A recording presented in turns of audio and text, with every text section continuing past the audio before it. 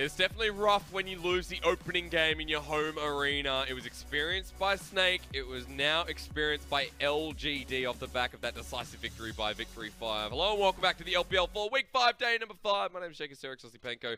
This is Raz Barento Muhammad. I got it wrong, but that's all right. We'll get there. Ladies and gentlemen, we're moving into the second game, as well as slapping the table, and that is something I do enjoy naturally. I also enjoy a little bit of spice from my top lane with a bit of ribbon to just make it luscious. It was luscious. I don't know if luscious ever is a cooking term, but it definitely was something you see on Jinoo. On LGD, on Victory 5, 100% win rate, 3 games, that's fine. Okay. That's fine. Yeah. You already look at boom, boom, boom over there. That's a great KDA to have. And so it's insane that Jinoo can actually come out with this consistently and be able to have great performances off this. Man, 32 KDA feels pretty good right now if you're Jinoo. So that is a top laner to watch and definitely a top lane pick to watch. It was left until... Was it even left? Yeah, it was left till the very last pick there, and it was something like, oh, we saw the Camille, we saw the safety, and if you're going to pick up something like a Sion, we can run that. That's the thing. I think the value of it here, they knew that it was going to be a Camille jungle, but they were like, this is just safe in terms of just ganking power. Sometimes people pick up Poppy top lane, not because, like, it's the best tank, but it's certainly the safest one when you know you're going up against Camille Jarvan or something. How are they going to gank you? Or a Gragas. In this instance, there was no way for the Camille to really gank. That was actually a really well-executed Camille topside to be able to go into second bush. True. And then it was like, okay, well, you're in a position where you should be able to, against any other champion, get the stun across on the top laner, follow it up, easy kill. And it's not maybe just flash, but she has to base. Riven just says, I have 2 dashes. Well, technically 3 if I use 4. If I use my 3 dash on my Q and then my E. And was able to get out of there while not seeing the Camille. So in terms of just reaction rate, Jinoo has those. Yeah, he does. He's insane to be able to get out of laning phase so well. And the safety of having the 20% CDR early on just had a great... He was fine up until... once he got those recipes, he was good. And although it was, exciting to see the Riven, and we were talking a lot about Banner 4, at the end of the day, I believe it was Y4 who got the MVP, unless I heard a 4 in my ear and it was just another 4. Which 4 is it? It is Y4. Look, there's a lot of 4 in this game. The 4 in his kills, Y4 in his name, Ben 4. And if you understand the Chinese language, S is 4, and guess what it means? It's kill. Or it's death. It's death, actually. It's actually death. Okay, well, that's ironic. But the man didn't have any deaths. Yep. He had a lot of kills on that front. In terms of just bloodthirstiness of this game, it felt like it was certainly there. Every time they moved towards Baron, the objective was the fight after Baron. It was actually just pulling people in so they can, the Galio ultimate can come through. Jinoo was definitely finding avenues into the squishier front line, which was literally everyone except for Sion. So I thought that they waited, they were patient enough to see Sion go forward and then just play around him. And then from here, we then say, all right, cool, Sion is still a great pick, but there needs to be... When you have a unique pick like Riven in the draft, I know, making clay. When you have a unique pick like Riven in the draft, you suddenly go, okay, probably need to ban that or change our draft around so it can't be so as easily viable. I do not think that Riven is a problem in the meta. Huh? I think that if you're going up against Jinoo, obviously he's a Riven connoisseur. It's fine if you're on blue side if you want to ban it, but in this situation, Camille and Sion are completely fine. You just have to recognize that in team fights, that's when you're most valuable. And in a lot of the times in team fights, technically that's where Riven needs to find venues to push the game forward. She can't be consistently split pushing side lane. Sion's going to stand as a major tank between her and a tower until she has 4 or 5 items, but the game has gone too far and the game is now more about Baron and Dragon. So I think that if you're dealing with that composition, Galio I think is a major problem. Where they're finding so much comfort in picking the Riven because when she goes in, she's not going to be in front of 4 people for long. She's in, Galio ultimate comes through, taunts there while she is still doing damage. So I think Galio allows for so many picks to become engage options as well. Sure. So when Galio first came out, or at least the rework came out, we were starting to see a lot more Kha'Zix jungle as well because you're like, wait a minute, Kha'Zix's issue is that he's a great skirmishing jungler, but he's a poor, engaged jungler. Not if he just, all he has to do is just jump in. It's like, I jump in, I press ultimate, and I pray to the Lords that, it's going to work out. It's going to work out. I'm kind of excited that we're actually seeing more Galio support tonight. The go-to has been the Galio support, and especially since 9.2, I don't think we see those nerfs. I think Winds of War is in 9.3, so we don't see the damage nerfs. Mid Galio is still as viable as ever, but teams opting to take it and then put something like the Urgot mid, putting something like, tonight we've seen the Syndra mid as well, more of either a carry threat or something that's a bit more holistic towards a composition. Yeah, and so I think what you're getting, you're seeing so much more creativity. Yep. Creativity around the assassins that you have on the map. Akali and Galio have been really the go-tos for a lot of these teams now. Akali top lane in the previous series that you saw, but also just Akali mid lane from what LGD showed us when they went up against Fun Plus Phoenix, actually. So if Akali is left open, expect Yuuki to want to play that. If a Galio is left open, expect the Galio to go to the support role. It's funny that now Galio's been pushed out of the mid lane because that's where it's safest to have assassins, and assassins are, like, if you're using it in unison alongside a Galio, that's when they become more than just viable. They become very strong. And I think, obviously, in this patch, Akali is just first major priority. But then you start asking questions more so, like I already said Kha'Zix's jungle, but there are a few assassins that you're starting to see globally, as Zed comes to mind. Oh, that you saw from Nuke Duck in EU, that you can just see being a reasonable option here. It's pretty 9.4 as well, just a side note. Very heavily around patches at the moment. There's just so much going on in the 9.2, 3, and 4 patches. And we haven't even touched the 80 carry I patch. know. It's like it's a mid-season patch, it feels like. Yeah. And we're in the past. we're in the preseason right now. We're at 9.2. We want to get there. On a side note, just talking about Galio a little bit more, I very much appreciate that Khorne's most played champion is Galio, so if we see it again for Victory 5, doesn't necessarily mean they rinse and repeat down to the bottom. It's pretty nice to see that the flexibility, especially if you look closer at Khorne as a player. A lot of people just said that Khorne wasn't like anything special. Remember after Worlds, his stint with Starhorn Royal Club, it was like, well, he's a weaker player. Yep. It was Uzi that carried them to final. That's what everyone says. You know what? There's some semblance of truth, but it wasn't like he was an awful player. He was good in the. He was a strong player domestically. There. Yeah. And for him, he had to really go soul searching. He went into the LDL. He changed his username from Khorne to Miss, and then he was going to change his name when he came back to the LPL. Found that opportunity with Newbie, and I thought what you saw from there was a Khorne that was willing to be a lot more aggressive as a player, be an assassin player, pick up talent, try and get yourself some early leads, right? Not just be the fizz player, be something more than that. And so slowly but surely he grew. And so even though you could say he peaked early on in his career, it being in Season 2 Worlds, that's definitely fair. But he is so young as a player and still going, still rolling hard. I think Clement and I sat down and were like, Khorne's 20 at the moment. How long ago did he go to Worlds? It's crazy. Yeah. It's so insane for some of these players. You look back and you're like, well, they can't retire. Yeah. It's like 20-year-old retirement makes no sense. Yeah. Your parents ask, what are you doing? You're like, I'm retired. Got a lot of money. You know how much money's in China?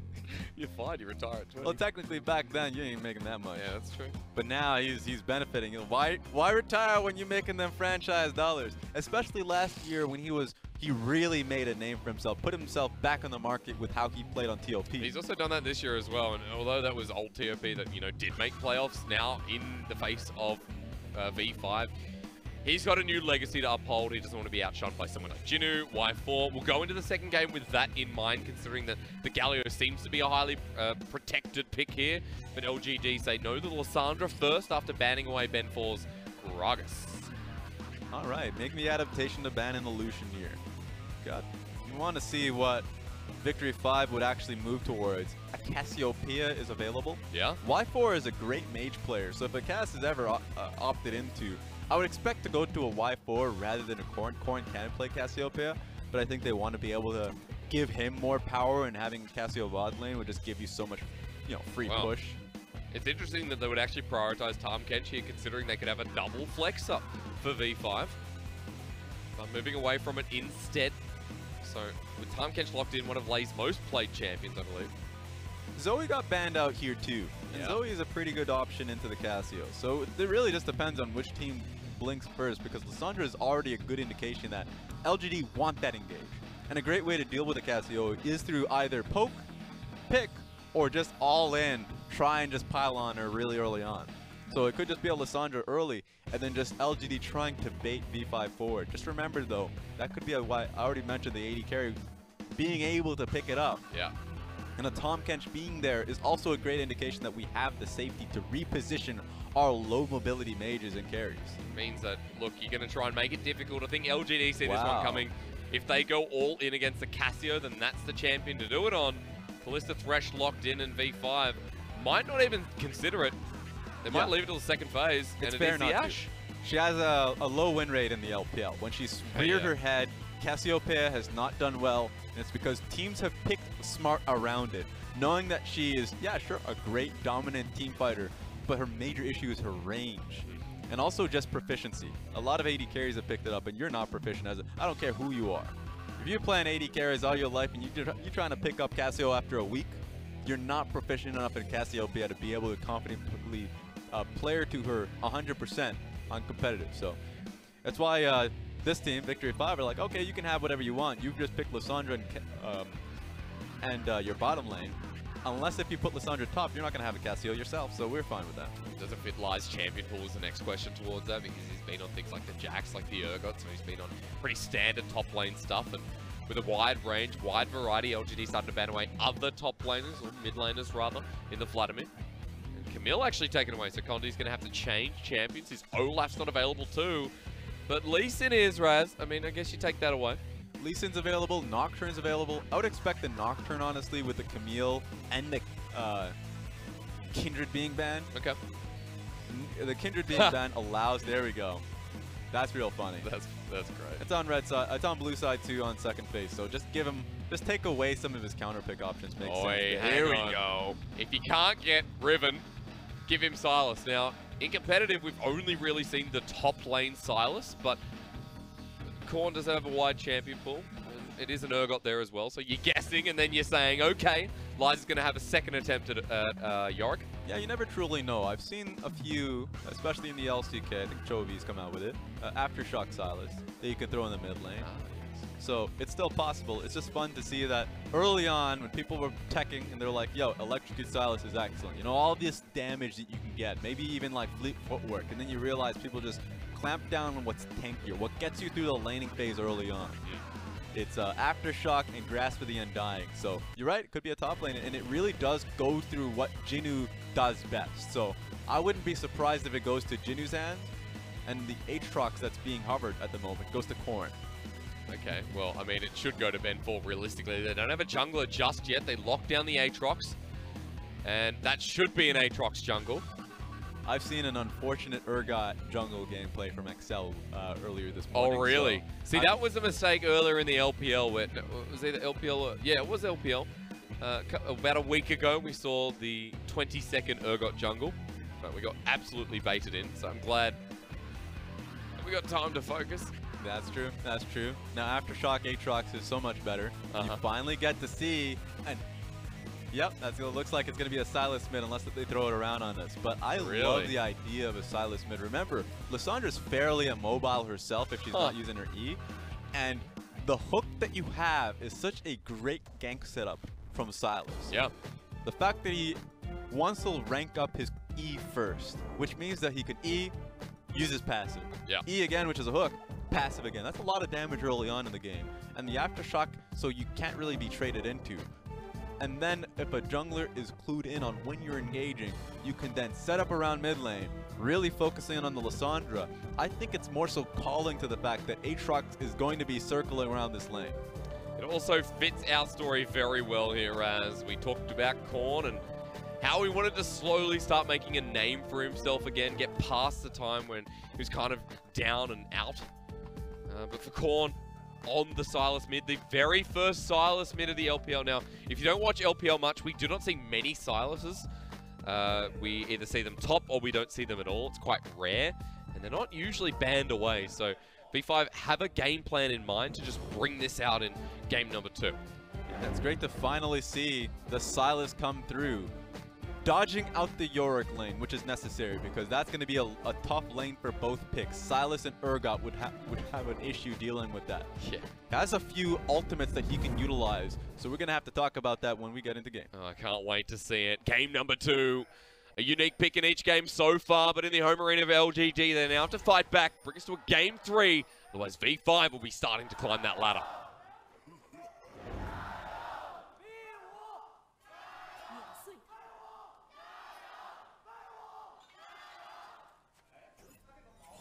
I feel like there's contention for who's actually going to set up the chance of V5. Just so you know, they're saying Viwu, who is 5 in Chinese, so that's the V5 chant coming through.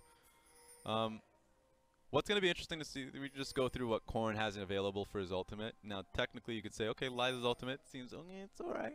Lissandra ultimate, okay. Condi's ultimate might be good, depending on the situations in which he's using it, but he doesn't have the attack speed to basically keep it up. It's kind of bare, is my point. It's not really, there's not a plethora of ultimates that you can look to and say, this is excellent, that I can actually use for myself. That's true. As a side note to everyone out there watching, as a Sylas going up against Kalista, you do get the spear in your inventory when you start out, as you can see there. And Korn has not bound it to anyone just yet, but you'd expect him probably to put it onto Lei or maybe Ben 4. Even Jinoo's viable. Yeah, and I think that's the major one you're looking for, that he can utilize, is the Kalista ultimate as a protective pick at times. Maybe he can utilize it, tag onto an Aatrox would be pretty nice to see. Ooh. Nice ward early on. Same again. Well, maybe last time it was Ben 4 trying to get the bottom lane. I think it was. But he's coming back down to the bottom lane now. A 1v1 with Condi and Ben 4. A one camp start from both of them. Yep. For Aatrox, it's much more natural because he's taking his red side. He's coming. Oh my goodness, please stop. Might actually pay off. Ben 4 stops Condi from getting into the lane as well. Aftershock procced in. Condi comes in. Audacious charges in. He gets the knock up too. The flay doesn't land. Flash away and heal. RD in trouble, or maybe not this time. He flashes away himself. The summoners just come out left, right, and center. Ben 4 can't follow Condi up anymore. This is an interesting 3v3. Yeah, you never know who comes out ahead of Oh my god, please get out Good of here. devour there from Lei. Saves it for Y4 after getting hooked. And Condi tries to come back in as well. Ben 4 still here. Is that Condi's here? I'm staying. Alright, please, someone just play chicken here. Get out of here. Aatrox is, I'm going to farm. Condi, you know what? You do what you want to do. Ben 4 is taking a smarter pick. Oh, bringing in the Thresh. Are they trying to contest for the Skull Crab? Too late. Smite. Well played from Ben 4. He sees that Thresh is moving out of lane, just secures it rather than getting the contest. Probably. This right here is actually the hardest point for a Sylas mid, okay. Is that he pushes the lane, but he can't completely push it in. Makes it easier for a mid laner to actually deal with him, and also makes him a constant gank threat. So I'm pretty afraid for Korn, just because if Condi ever looks for a sign in from top side and tries to gank that lane, it's going to be hard. But here we go, scuttle to scuttle. And Ben 4's trying for the double. He does have smite for this one too, but Condi's just not going to check it. Ben 4 uses the smite eventually, hits level 3, is a level up on Condi. He's going to go for the blue buff. Wow. And this is aggressive from Ben 4. He knows where Condi is, and Condi just has to back away. He doesn't know what's going on. This is Ning-esque. This is exactly what Invictus Gaming have done to every team they faced, where control wards aren't needed if your jungler is that ward. Scuttle Crab to Scuttle Crab, and he just tracks you. They know where Condi has been across the map, and it makes it so much easier for Y4 and Lei to lane, knowing that they don't have to worry about him. RD, sneaky devil. He's actually been pretty on the mark with these hooks so far. And picking up the Thresh pick in game 2. Makes perfect sense. We've already seen a Kalista Thresh tonight, but to no avail in that game number 1 before. Kind of annoying. Yuuki does have the range advantage here in this matchup, as you can see. Picked up a double Dark Seal on the first back, and still waiting for that spear to go into someone, Korn. Yeah, range advantage, and also on top of that, perhaps just melee advantage. If you're just talking about like when they're both on top of each other, Aftershock there for Yuuki. Yep. I think the damage is just there for him. A lot of mana is expended from a Sylas as well if he wants to be able to shove out the wave and farm out. So the fact that he has teleport, well done. I mean, thank you. Thank you. A lot of people just trying to go for more combat spells if they're trying to look to solo the lane with an assassin pick. I mean, Ignite got reduced by 30 seconds this patch as well, so it's very enticing. That's true. So it just makes sense. Go teleport, match Yuuki in lane so you don't fall behind in CS, and also you could already see what he's picked up here. Double Dark Seal, so he can utilize the potion that he has consistently.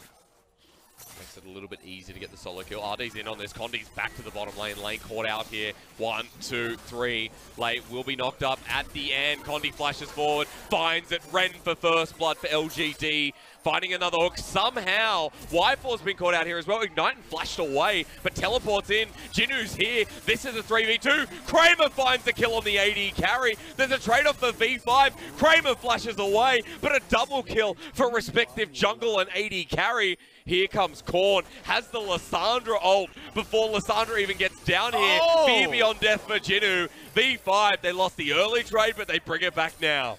Kramer might have just been able to pick up the kill on Y4, but that cleanup crew from Jinoo and Ben4 were so effective. 2 kills on Aatrox super early on. Now he has a bounty for himself. And then Jinoo just going in for, you know, just a cheeky play on top of them. Let's take a look at this from the very beginning, because this was great from RD. He's been landing those hooks repeatedly, so of course you're going to jump in with Condi on the side. Now this is not Hail of Blaine, so he's going to have to, you know, really put in some work to get that knock up. Doesn't even need it just because of the damage was already overflowing. Here's the issue. They try to go for Y4 as the back end. He already has flash. If they had used that little bit of time that they had left to head right back, I think they would have come out ahead. 1 for 1 perhaps in the end with some teleport advantages. Unfortunately, they go for the kill. Ben4 and Jinoo then smurf on them just a little bit. Boom. Oh. And it's much better for V5. And you saw that Lies actually teleported to the bottom lane, but didn't have enough mana for Maiden of the Mist there. Whether it was available or not, whether it was level 6, doesn't really matter. Had absolutely nothing to play with and lost out on that trade. Jinoo now returns to lane with a kill, walks to the top side. And Lies maybe even on CS, but there's going to be a huge advantage there with Phage and Ruby Crystal picked up. It's insane, actually, now that I think of it. I've seen so many Sylas games. You know, the Kalista Thresh, I mean, the Kalista interactions, all of that, you know those by now. The one about Lissandra, the one I have questioned is the self-ult. It's funny, it's like, I'm pretty sure you can self-ult. Yeah. And if you can self-ult, then the actual, that's pretty damn good. Just looking across the board where you're like, I don't know which one I would want to pick up, but the self-ult that Yuuki actually now has given him, it's an extra, I guess, stopwatch feel. Yeah, that's right. I think it's pretty nice. You might see him want to grab onto that one more often. Because he's going into the Catalyst of the Aeons, so I assume that's going to be a Proto Belt first on for Korn. And Proto Belt and then Lissandra ulti himself. He can just jump in and probably survive. That's not a Proto Belt item, unless if he's going into GLP. Sorry, yeah, that's right. Unless we do see a Rod of Ages, that'd be quite rare. That would be very rare. I would oh my lord, RD's just been landing hook after hook. Lay has to be on mouth patrol. Which sounds dirty when I say it out loud. I will say, ordinarily, I've seen the one Sylas mid-game. I would say that he wants to go a little bit more tanky. It just depends on what the composition is really asking from. Because I can see a Rod of Ages game happening here. But what I would expect for him more often is like, I'm not, I'd say Abyssal Mask, something, it's actually really tough to see a mask here simply because the only AP threat is going to be Yuuki. Yep. But if he's going to be looking to side lane a little bit more often with his teleport, it makes a lot of sense for me. Okay, we'll see what that develops into, because at the very least, it's been so long since we've seen a Rod of Ages in the competitive scene. Not really anyone who builds it anymore. Is there? Yeah, Rod, you know, what's his name? Cassidy? Yeah, Cassidy. We don't see much Cassidy. Yeah. Rise Cassidy, there's a lot of them I still do. Oh, hang on, a Fate's Call coming in. Lane face checks the brush. They actually get Y4 and they hook him as well. Lane flashing towards Ben4. Here it comes with the World Ender. Locked on down the turnaround. Condi has nowhere to go with the box down, but watch out for Korn. Ben4's in the back again and still hasn't died. Yuki's here. Korn has the ult now available. Will have the box to put up. A good turnaround, but Kramer has been the carry so far for LGD and looking to do it again. They turn that fight around and mitigate some losses. Double kill for Yuuki, and he had a real good setup, so there was no follow-up on the side of Victory 5. That's what you want to do, especially if you're a game down in the series. So well done from him. He's going to come back into the mid lane. Remember, he actually has double Dark Steel as well, so he's stacking. So taking a look at the very beginning, going straight for Y4 at the outlook, just take a look at Yuuki coming through. Because initially you're like, this is looking really good for Victory 5. Only issue is not only has Y4 put 3 members back, 1 in the grave by the way, and then he follows to get the kill on towards Y4 as well. So Really well done from Yuuki to play that one out. And giving themselves the dragon on top of that. Well, that would be the case if LGD stuck around, but that is the trade-off here. Another Infernal to follow suit, so a good game of dragons here. Victory 5 can hold on, but Ben 4, he gave so much gold over to the side of, I believe it was Kramer who killed him. Now 600 gold bounty on top of Kramer. Here's Blade of the Ruined King. The Kalista is off. And Yuuki is as well. Yeah, double 600. Yuuki and Kramer have a lot of gold in their pockets, something they don't want to give up. It's nice to see them be able to have this much of a lead. Remember, like both of them have magical footwear, fair enough. There's a lot of magical footwear on the field right now, and that means that you get to your next item that much faster. So Kramer already has Blade of the Ruined King and 2 daggers. Is in a really good spot in looking for fights. So look at the replay. Is it saying that he didn't get his blue buff? Is that what I'm looking at? Let's see. Wait, this is so small. What's going on? Oh, I get it. You got it. You got it. Okay. We were standing still for a little bit. What? Nice replay. I'm missing something. I swear to God. Okay. I think maybe Ben 4 was very slow to back. I don't know. I understand why that was not full screen. Okay. All right. Korn does actually have the Lissandra ultimate. Frozen Tomb available. Now, it's kind of like the stop hitting yourself. But still, so far. How do they have a bounty? How does Korn have a bounty? 117 CS at almost 12 minutes. So, farming the clock, maybe. But that's interesting. Falls mid. Yuuki, ultimate down, drop down. This locks him down. Yuuki might be able to ult himself. Takes 2 to the face. Here comes the perfectly timed Fear Beyond Death from Jinoo. Big shutdown to the Urgot. Rift Herald has to be stopped for LGD. Yeah, they thought they were secure enough in the top side to start Rift Herald with how well and secure Yuuki was mid. Had no idea where Urgot was. This is going to be contested, but honestly, they're not going to be touching it. Oh, RD can't find the death sentence. Ben4 does have the World Ender. Korn's coming in as well. This is 4 members of Victory 5. Look at Jinoo trying to reposition and sandwich in. There we go. Patience is proc. All they needed was an extra member to walk in there. There is no way you're going to be doing it unless if you reproc it. Wait a second. It's already at half it. I'm pretty sure it's at half patience. Yep. The only person who isn't here from V5 is Y4, but he has the Enchanted Crystal Arrow. Lies has teleport if this fight continues. Let's go back to the Rift Herald Observer. Korn hits the turret for a bit of gold, but Ben4's already started the fight. There's TP. Jinoo here. Ignite on as well. Condi ulties, but Lay saves him. Lies is in. Ben4 stuck in the backside. Maiden of the Mist now hitting Jinoo freely. Ben4 might die with Enchanted Crystal Arrow. Watch for Yuuki again on the flank. Comes on in. Big root here from the Lissandra. The Wombo combo is only for LGD this time. Korn is free hitting again, but Lay just gets dropped down as well. Y4 can't get into the fight, and Yuuki shifts the fight in favor of LGD. They were playing it slow. It was effective. Really well done. Even the hooks coming in from RD, I would say he just can't miss on it. Oh, yeah. He's just hitting them time and again. Even with how well Lay played that one out, shipping the Urgot out to start the fight so he saved him, it just felt like they started the fight in such a poor position. That's where I want to see if there is ever a replay for this one, because we missed out how the fight had started out. Just seemed like the Urgot had already taken so much free damage from the Kalista. Let's see how it happened. Because Urgot was coming in at a flank, it seems. That must have been why he had like a million spears in his back. So RD picks him up to start with. He's in a bad spot. Lay picks him up. So it was just a really bad position, what seemed like for Victory 5. Yeah. Because it makes sense. It makes sense initially to have Jinoo on flank on the outlook, but they just didn't have the members to begin with. Korn was mid lane at the time. That play from RD as well. That was a 3-man play that kind of just brought them back in. No escape for V5. And Korn was kind of hitting his power there with the Rod of Ages now picked up. So I take that back. It's going to be 8 minutes left before we see that fully stacked. And Rift Herald was eventually picked up. LGD drop at bottom. And this is going to be the first turret of the game. If we're going to have an MVP screen show up anytime, you know, the mid-game MVP, it would definitely go to RD. RD has been playing this one out so well as a Thresh. He's 9 for 9. 9 kills has happened on LGD's side, and he's been a part of all of them. 100% kill participation to boast about. RD goes golden. That's a stopwatch burn, but just to make sure that V5 can't kill him. 1k gold lead for LGD. This is going to get a second charge. And I'm hearing that. Yeah, I'm still hearing it. Too, don't worry. All right. You know, it's how life is. I think it's gone. It's definitely gone. So you just pretty much if you pan the camera back and forth, okay, you won't hear it anymore. Well, RD does survive. The Rift Roll gets another charge down, and B5 no, it's still there! on the defense. I lied to you.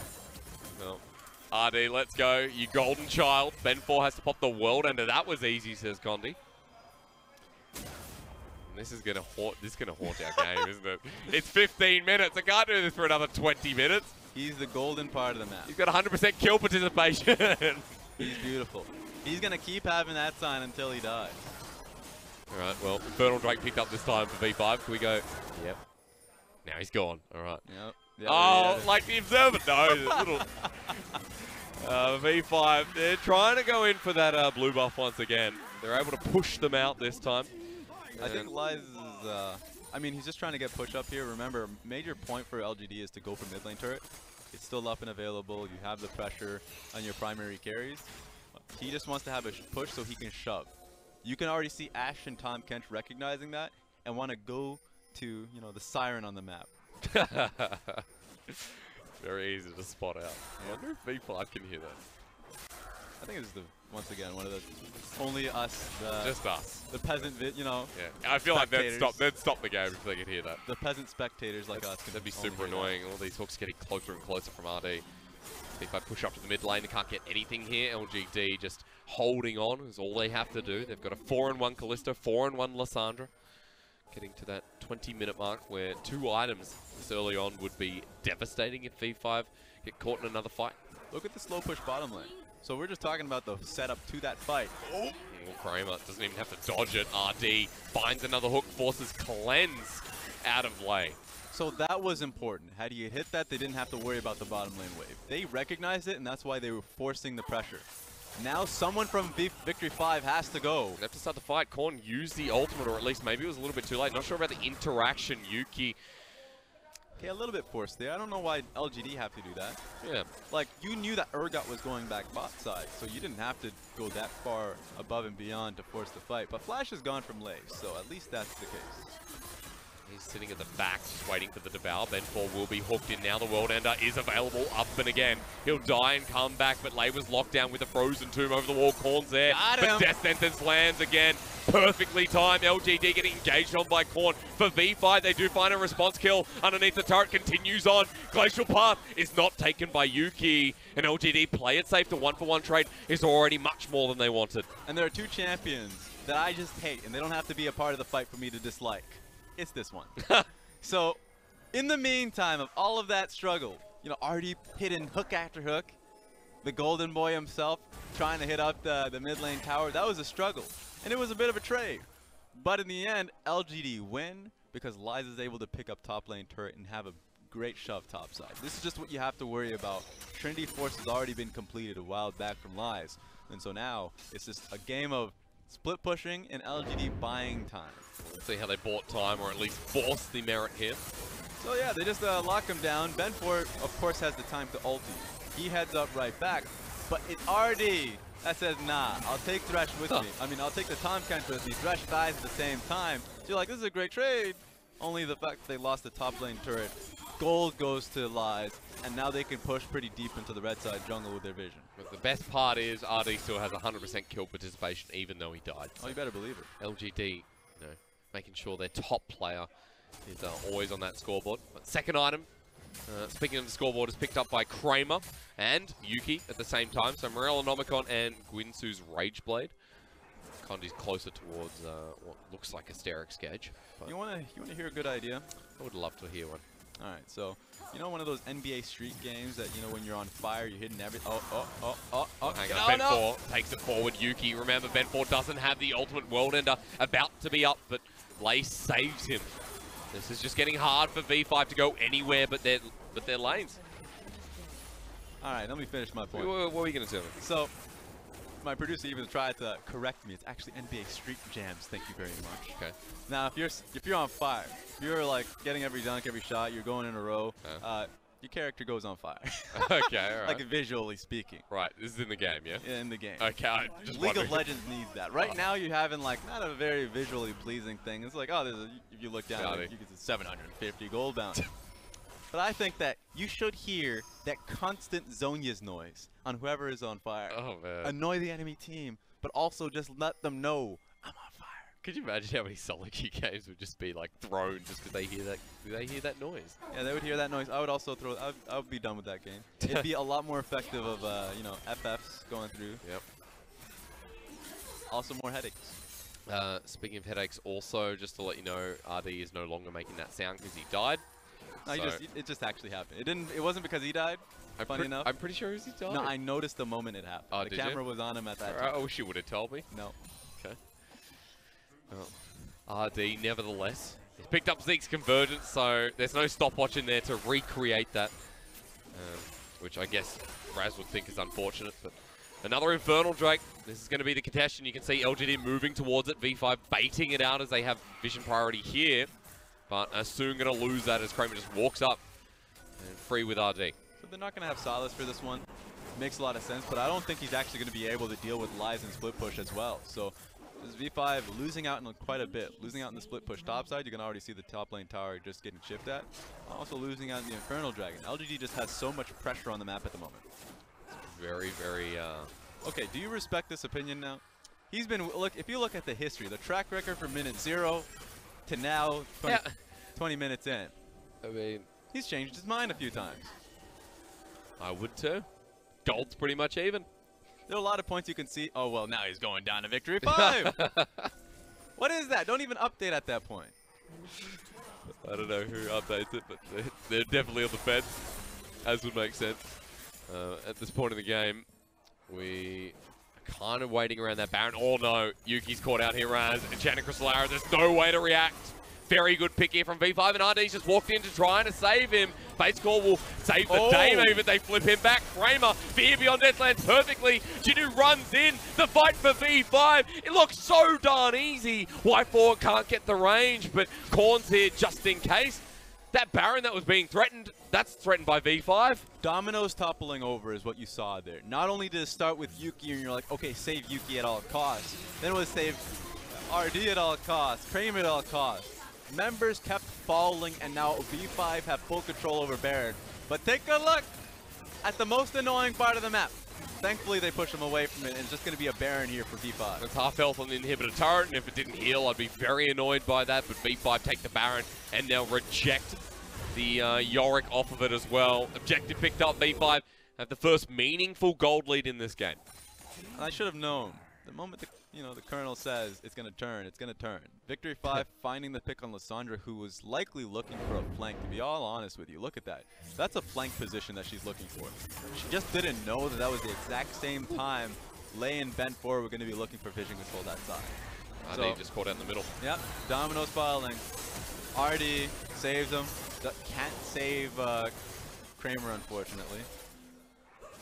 That's so many bounties given over as well. This is what that's true. A lot of people complain about, is that bounties are a very good way to bring yourself back into the game. Well, usually it's the opponent complaining about it anyway, but 2 deaths, 1 on mid, 1 on bot, and that gold went over to the Urgot. That gold went over to Ben 4. Another good game here from the jungler of V5. He's found Yuuki once again. Half their health. World Ender is available, but he goes golden first. This is the fight for Y4 if he can position well, but Ben 4 has already died out. Jinoo's here too. Has the Fear Beyond Death. Redemption to heal him back up. V5 just want this turret. They did a lot to get Ben 4 down, but of course, stopwatch and ultimate, he keeps himself up and still get the tower. That's pretty insane to see. Because RD, he's not missing a hook, but the payoff is starting to slim down. Still got 100% kill participation, by the way. Just sort of let you know. LGD haven't picked up a kill, however, since that point. Hoping, oh, Gaoxing, I know that. Means happy. Don't know a lot. I don't know much Chinese, but I did not know Yorick says that. He's actually one of the first champions I bought on the Ionia server. Oh, really? Yeah. I was a big Yorick fan. I think I told this to Clement all year. I was a big old Yorick fan. Yeah. Back when you could just ult yourself and be alive for 10 seconds after you died. It was like the original World Ender. You could definitely see the how do I put it? The selfish Yorick players from the actual solid Yorick players, because they would ulti themselves rather than the Cassiopeia just like right next to them. Yeah. It happened. That's why I'm happy this rework came through. Arguably as well, I think New Yorick is stronger as well, especially in the side lane. Sterix Gage picked up second, and Lions is just going to be a menace there. Maiden constantly out here as well. And Korn has had to deal with that, but he picked up Iceborne Gauntlet as his second item. That was a while ago. There's now a bit of tankiness coming through. And his Rod of Ages is fully stacked. So the fact that he's gotten to a point where his 2 items, which is a good hybrid point of damage. Iceborne Gauntlet, Rod of Ages fully stacked. He still deals quite a bit. Remember, he's always had the sustain because he's Sylas, so he's in a good position if he ever gets to the back line. He's like, oh my god. They just found Yuuki again. He's locked down. He can't do anything here. Yuuki, no response whatsoever. Second time he's been caught out, and because of that, V5 can now walk towards this inhibitor turret. You have a lot of pick in this composition. That's not the only one you're going to be seeing with the Enchanted Crystal Arrow, so you have to back away. They literally can't do anything here. Look at where Yorick is trying to get an inhibitor as response, but Ben4 just wants to end the game. Teleport coming in. That's what the World Ender will force. He doesn't get the dunk down, and V5 might have to back away, but Jinoo's still coming in. That death sentence, what the hell? RD's on a journey. Have fun in the deep end, man. This is LGD getting absolutely cleaned up. They're in such a comfortable position, Raz, but now Lies has been caught, and V5 are looking to end the game. Only one member up, and I'm pretty sure Condi can't do a damn thing about it. Oh, this was a tough one for LGD. They fought hard. The members were strong, but you have one misplay. Wait, is the game over yet? Yeah, Condi, look, I mean, at least he tried to save the day. Yuuki's still here. V5, you need to just go for something, but Yuuki will end 4-4-4. And Korn on the Sylas makes mid look good by the end of the game, but this was a topsy-turvy one, but all the same, a 2-0 by V5. It's crazy how fast a game can turn. Yeah. That was LGD control, turned on a dime. Lissandra trying to go for a flank, messes up, bottom, like they lose so much, boom, Baron. It's a Baron game, my friend. League of Legends, call it League of Baron, because that's how fast it can turn. It's the most important objective on the map. And we've never seen a game end that quickly after one objective. Because it was just a freight train. There's so much pick from this composition. And Ben4 is going to be feeling a little bit slimy coming out of this game because he had a really bad performance getting cooked repeatedly by RD. And RD is going to be feeling robbed. Yeah. He's going to feel upset. I mean, RD just flew from all the way in the base to all the way to the back line. That was... His chair's empty. He left quick. I'm going to be honest. He's gone. He would have been so upset. Didn't even say a word, man. That guy picked up his keyboard, mouse, and he's like, nah, I'm seeing you later. It's so rough as well because RD had such a good early game. RD just had such a good game. Yeah. And that's really not fair. The series was strong from LGD. For a strong series from them to lose out 2-0, it's telling. Because coming into this series, they had some promising performances. Being able to take down IG, taking FPX to 3, and then now going up against Victory 5, they must have had sky-high confidence. Yeah. But Victory 5 cleaned the clocks with them. So, Raz, we need to do a cork board at some point, apparently, you know, to What's link in. What's a cork board? A cork board is like a, you know, a board that has cork, it's made out of cork. What the hell is a cork? Cork. A bulletin board? Yeah. Is that how you say? We need to stop hiring Australians. No. Put a global ban on Australians. Let me tell you one thing, okay, right? Go for it. And you know, I know Rusty's somehow watching this. Global ban. It's a cork board is made out of cork. Continue on with your point. I don't want to hear it. I can't even remember. Something about RD being good. Probably about Jinoo being good. Okay. I think was the main takeaway from that game is that Jinoo was the one refining factor in that second game. He was. I think that Jinoo coming into this game, especially there were 2 picks that were key for me. When they got on Lissandra had a way out. Like RD gave him the hope. It was when they decided that, you know what, if specifically the Kaisa, the oh my goodness, I've never seen this channel. The AD carry. Yeah, great. When she was trying to save up the Thresh, you know, in vulnerable position, obviously, for just Urgot to be able to grab you out of it. I thought that Jinoo had some really highlight moments, especially at the end. Yeah. The end, you didn't expect that. You just expect the top lane tower to go down, maybe inhibitor as well. But it just felt one person after another was coming through off the pick, especially off of the Urgot.